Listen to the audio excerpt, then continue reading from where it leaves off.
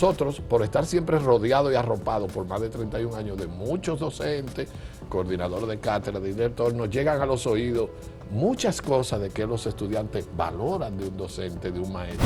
Ese profesor que va más allá del aula, que te enseña el valor de la puntualidad, el valor de la responsabilidad, no para cumplir con el profesor, sino eso, que te enseña el valor de la innovación, de aprender permanentemente.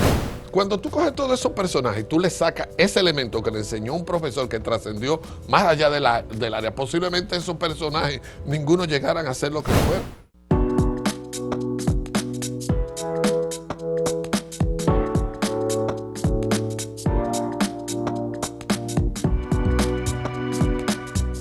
Saludos amigas, amigos, ustedes sintonizan Acento TV y este es su espacio a partir de ahora.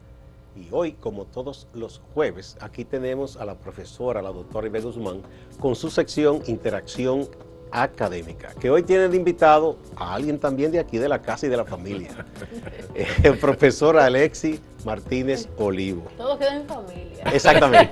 Con la anuencia de ustedes, quiero recomendar a los amigos televidentes que busquen este libro y lo lean. Muy interesante. Luces de alfarero, de la escritora Ana Almonte. Fue editado en España, también se puso en circulación aquí el pasado viernes, que contra viento y marea había tormenta anunciada. Fue mucha gente en la Biblioteca Nacional, algo muy bueno. Y es un libro fascinante. Les recomiendo que lo busquen y lo lean. Doctora, cuénteme, ¿de qué vamos a hablar con el profesor Alexis Martínez Olivo? Primero agradecer siempre, Gustavo, permitirnos el espacio donde ventilamos la academia, porque los temas académicos nada más relucen cuando pasa algo mal. Y tú nos permites este espacio para nosotros ventilar todas las cosas buenas que pasan en la academia. Así que hoy vamos a hablar, recientemente fue el Día del Maestro. El 30 de junio en la República Dominicana se celebra el Día del Maestro y hoy vamos a hablar del rol del docente dentro y fuera del aula. Y Alexis, que también es un lector, tiene una lectura bastante significativa sobre el rol de un buen maestro y todo lo que alcanza un profesor cuando se entrega en cuerpo y alma en la vida de los niños y las niñas. Bienvenido, Alexis. Bien, ¿Cómo gracias. estás? Sabes que yo no quiero desaprovechar el espacio y ver sin resaltar el aporte que hace Gustavo, hace Acento, hace tú, con sesiones de este tipo, porque somos los resilientes en este mundo donde la comunicación. Veía a Yuli Carlos ayer hablando de que estamos perdiendo el público por los temas importantes, y yo creo que no lo vamos a perder con programas como este. Aunque sea uno o una que nos vea, hacemos la sección. Pero yo creo que no lo vamos a perder, yo creo que tendrá que volver de nuevo, volver al pasado, como se dice. Y yo creo que el mundo necesariamente, aunque sabemos que los cambios son difíciles de no enfrentarlo como una realidad, pero sabemos que si habemos personas en el mundo poniendo piedrecitas, podemos mantener una cultura de valorar las cosas positivas. Temas como este, por ejemplo, siempre va a haber educación. La educación, incluso a pesar de los temas de inteligencia artificial y todo, se dice que es una de las profesiones más resilientes, porque siempre se va a necesitar del docente, del maestro, que se dice que es de los que más pueden durar. Entonces, como estos temas siempre van a estar a la palestra y son de interés de tantas personas, aquí hay incluso muchos profesionales que en algún momento pueden ser docentes, como me pasó a mí, quizás Ibe no, porque Ibe viene de las humanidades y de las letras, pero yo vengo de los negocios, de la administración, las ciencias económicas, pero me he enganchado, como dicen, a la docencia. Pero hay muchas personas que pudiera serle también de interés, y algunos que ya lo son en ejercicio, secciones como esta. Incluso, ¿por qué no?, a los propios estudiantes que tienen que saber qué esperan de un docente y qué les marca. Entonces, el tema que Ibe trae hoy es un tema muy atrevido, pero interesante, el maestro dentro y fuera del aula. Y más que por lectura, yo quiero llevarlo por vivencia en este diálogo, por mis experiencias, por mi caminar, que es un maestro dentro y fuera del aula. Primero, yo no soy especialista en temas pedagógicos, tengo que ser honesto ante esta audiencia, como lo dijimos, pero sí hemos estado involucrados por necesidad, vamos a decirlo, y por inspiración en entender cuál es el rol de un maestro. Mi vínculo viene desde muy pequeño. Yo siempre en el grupito era que daba ayudaba a los jóvenes en las tareas, a los compañeros. Después llegó un momento, quizás a Gustavo le pasó también, que dábamos salitas particulares, a veces por 2 o 3 pesitos también. Montábamos 2 o 3 jóvenes en la tarde y le dábamos unas tareitas. Y me vi involucrado en lo que es el rol de un maestro sin darme cuenta desde muy joven.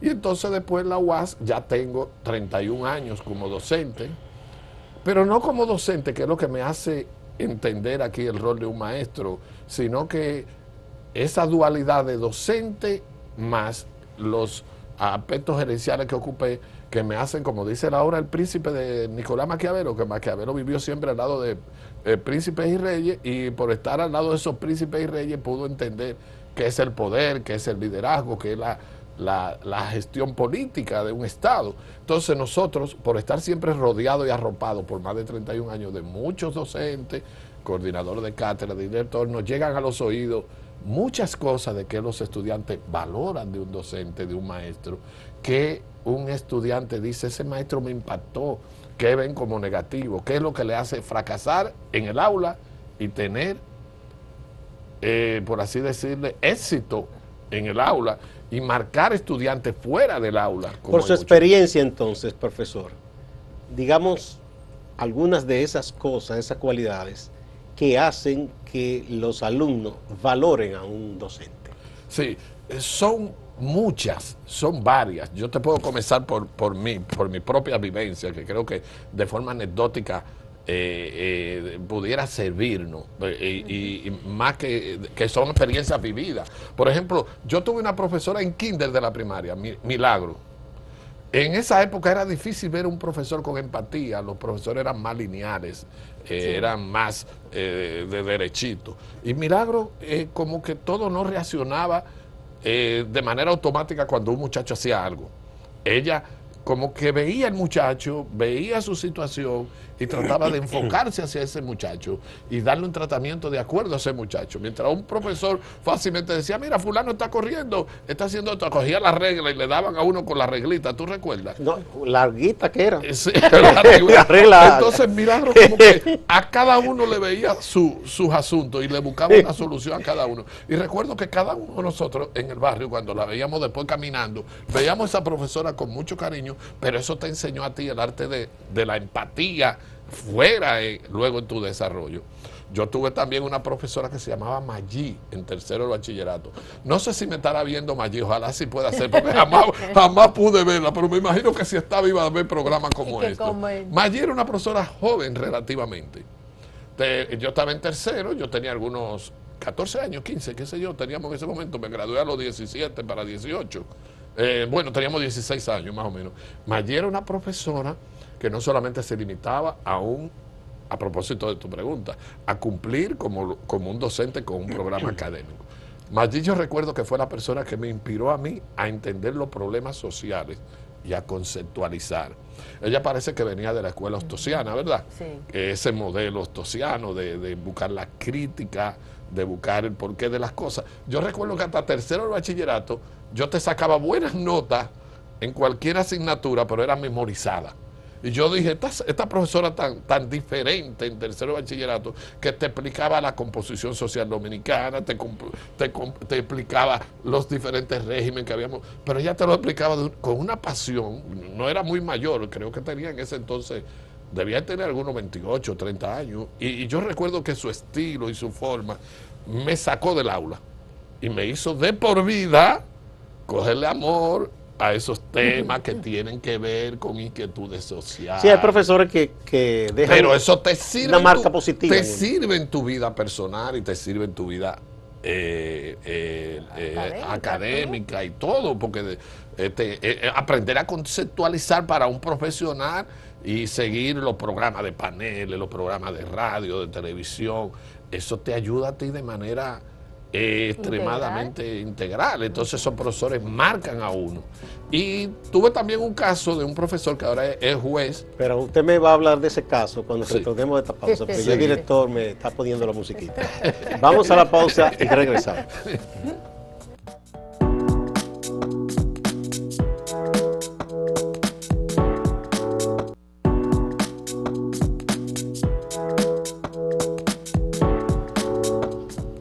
Continuamos con Interacción Académica con la doctora Ibe Guzmán y hoy con el profesor Alexis Martínez Olivo. Bien, Sí. profesor. Estaba el caso del juez que tú Sí, quieres comentar. sí, para terminar con mi vivencia ya de mi experiencia. Ese juez, que hoy es juez dentro del sistema judicial dominicano, estaba en cuarto del bachillerato recién graduado de la universidad. Wow. Y él fue a sustituir una profesora que estaba embarazada, muy buena pedagógicamente. Pero ese juez, yo recuerdo que hoy es juez, era un muchacho que me llevaba unos 2 o 3 años. No impregnó la lectura por la poesía, por las obras literarias. Oh, qué bien. Y eso fue un joven a otro joven. Y yo recuerdo que a partir de ahí yo comencé a conocer el mundo de la literatura. Qué bien. Y entonces eso se te transformó a ti fuera. Y tú sabes, ya hicimos un programa. Y mira qué bien, porque regularmente antes los muchachos... Se llama Pedro Sánchez, que siempre nos sigue. Ahora le falta a nosotros. Siempre me Pues escribe saludos uno. al magistrado Pedro Sánchez, Saludos. que antes los sustitutos pasaban trabajo, porque muchachos hacían bellaquería. Sí, O sea que algo con él bien. fue diferente, con él fue diferente. Y lo recuerdo como ahora, en un liceo nocturno. Entonces, ahora ya viene la pregunta suya, ¿verdad? Que uno escucha de los estudiantes que ha sido, y ve por ejemplo que es coordinadora de cátedra, dirige escuelas, que uno escucha de los docentes y de lo que me marca de un profesor, qué me marca. Mire, lo primero es que yo noto que el mejor profesor que yo veo que los estudiantes valoran mucho dentro y fuera del aula es aquel que percibe que el docente no es como un recipiente que se va a llenar, como esa copa que está ahí, sino que aquel que llega al aula y percibe lo contrario, que el docente es alguien con muchas inteligencias, un colectivo que ve que hay un colectivo de jóvenes con muchas inteligencias múltiples, de esas inteligencias múltiples que habla el famoso profesor de Harvard, ¿verdad? Que yo estoy totalmente de acuerdo, unos Claro servimos que sí. para una cosa y otra para otra, y que él desde que llega, en lugar de venir a vaciar en el aula un conjunto de conocimientos de él, Lanzar un rollo, como la gente... lanzar un rollo, ¿verdad? Que No, muchos la educación bancaria, los de Freire. docentes valoran mucho a ese docente que llega del primer día a encender la chispa, que eso es como un fuego que está oculto, y él llega a encender la chispa para descubrir el potencial de cada uno y para sacar a aquella gente que está en zona de confort, que no hablan, que no opinan, que no reflexionan, que todo es simplemente llenar un requisito que le pone un maestro, lo hacen bien y saqué 10, saqué 15. Entonces ese docente que llega con esa pasión, yo he visto que yo he sido coordinador de cursos de maestría, de posgrado, ¿verdad? Director de escuela, decano. He tenido que aplicar instrumentos científicos y lo veo. Y voy a un aula y verifico que esos profesores lo hacen así. Es decir, son profesores que normalmente no llegan a cumplir, como dicen, a cumplir con el librito. Son algo más que eso.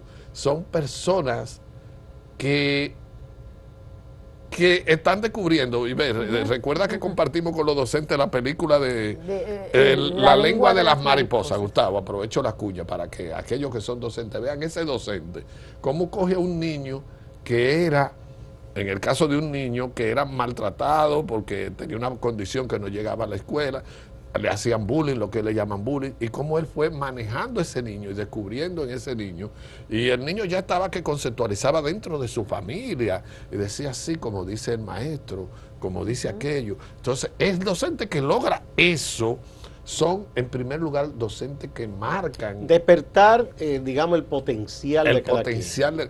Porque a veces quizá un alumno que la profesora o sus compañeros lo ven más apagado, Sí. es porque no ha habido una chispa motivadora. Yo no quiero dejar de contar esta historia impresionante que yo la escuché mientras yo hacía la maestría en gestión de centros universitarios. Yo escuché esta historia que me impactó. Es un joven de Michigan, Detroit, que creció con todos los problemas del apartheid que se daba en aquellos tiempos, ¿verdad? Y inquieto, problemático, pero la mamá, que era una mamá, había perdido a su padre, le dio porque leyera. Y la mamá le dio porque leyera y el muchacho adaptó esa parte a pesar de que era indisciplinado. Un día en la escuela, el docente, él lo cuenta, para que ustedes vean de quién se trata. un caso real contemporáneo. Sí, el doctor, creo que él se hizo médico luego. Se hizo médico luego. Ese muchacho, el doctor le descubría eso que estábamos hablando. En lugar de memorizar, él decía, vamos a ver, jóvenes, que ustedes entiendan qué es esto. ¿Qué es esto que yo tengo aquí? Ah, una piedra. ¿Y quién sabe lo que es una piedra? Y ese docente, en lugar de decir, ese maestro que va más allá del aula, ¿cómo va a ser que nadie aquí sabe lo que es esto? ¿En qué ustedes están? Él trató de sacarle a todo y el único que sabía era el muchachito Que leía en la casa. que leía en la casa, producto, era un muchacho que tenía muchísimos problemas, que en la ruta que había él era caer preso dentro de pocos años. Sí. Sí, esa era la visión. El muchacho habló, el profesor lo hizo expresarse, conceptualizar, y le creó el clima y el ambiente para que ese muchacho se sintiera importante. A partir de ahí él dijo, pero mira, es bueno la lectura, es bueno aprender, siguió aprendiendo. Es el doctor Ben Carson, que fue el primer neurocirujano infantil que separó 2 cráneos de niños pequeños. De niños Hasta ese siameses. momento el 100% de la cirugía eran Para salvar unos eran caso fracaso, morían todos. Y él fue el primero, ese muchacho, y él se lo achaca a eso en gran parte. Todo eso es con famosos problemas de aprendizaje. Sí. Porque no estamos hablando de un niño prodigio. y que con desde- condiciones de estudio Exacto, y todo. que tú puedes de una vez vislumbrarlo como una estrella, pero este muchacho no. Este muchacho era un niño con problemas. Ajá. Esa madre se encarga en la casa, vamos a leer, y ese maestro lo pule. Ajá. Y así mismo él enfrenta la vida y se da un tremendo Él neurocirujano. siempre resaltaba o resalta, eso fue, ese muchacho nació en el 50, cuando eso fue en el 51, época del apartheid norteamericano, que es su Exacto. buena, y él resalta esa cirugía que la hizo en el 87, 88, en todos sus diálogos y sus conferencias, de ese apoyo que le dio ese maestro que lo hizo a él salir del aula. Pero la historia recoge casos reales, además de eso que uno te comparte, que nosotros vemos ese profesor que va más allá del aula, que te enseña el valor de la puntualidad, el valor de la responsabilidad, no para cumplir con el profesor, sino eso, que te enseña el valor de la innovación, de aprender permanentemente, de no aceptarlo todo como un hecho, sino de ser crítico contigo mismo, que te hace el aula divertida, como ese maestro que me dijiste fuera de cámara. La educación es lúdica, divertida, pero no relajada, sino que la gente sienta que se está divirtiendo haciendo cualquier experimento científico, escribiendo poesía, escribiendo poemas. Ese docente que logra eso, esos son docentes que la gente lo valora mucho, bastante. Porque hay, más allá del currículo, más allá de los programas académicos, y lo decía ya Aristóteles hace todos los años del mundo, hay un placer intrínseco en aprender. Cuando un ser humano aprende, es placentero para él y es autorrevelador. Entonces, cuando una gente está aprendiendo, debe estar feliz, porque el aprendizaje es, el conocimiento te da felicidad, a veces te da te decepciona de algunas cosas. Bueno, pero, esas son las angustias existenciales ya más adultos, ¿verdad? pero aprender, a la gente intrínsecamente le gusta aprender. No, yo creo que todos tenemos esos Sí. recuerdos de cuando empezamos a leer, que ya podíamos leer un texto e incluso, no sé si hay niños que no haga eso, pero yo creo que todos, que cuando uno aprende, le da por leer los letreros en la calle, cuando está caminando, Sí, eso es lee en normal. voz alta a la cartilla o cualquier cosa que uno aprendió. Sí. Y además, como que descubrir que ya tú sabes qué dice ahí, eso es una alegría, eso no se compara con Es nada. como que el mundo se le abre ante Sí. sus ojos. La historia recoge, a propósito de eso, Pero La también, musiquita. espérese, la musiquita, profesor. Ay, Esa historia usted me la deja para el segmento que viene. Vamos a la pausa.